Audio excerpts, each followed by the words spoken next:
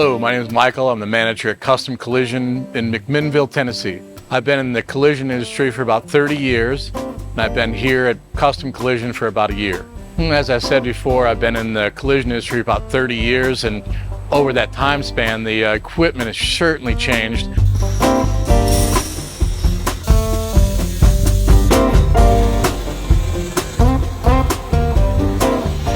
About a year ago, we started looking at the equipment, Alan and I, and he had a lot of great equipment at that point, but the Lombard people had come and gave brochures on the latest MIG brazing, spot welding, and aluminum welding, aluminum dent pulling. They had a really awesome lineup that felt would enhance our shop and our productivity at the quality repairs. And shortly after the meeting the Lombard people, Alan, the sales rep, come out and he lined us all up and brought the equipment in. And I tell you, the service has been just spectacular.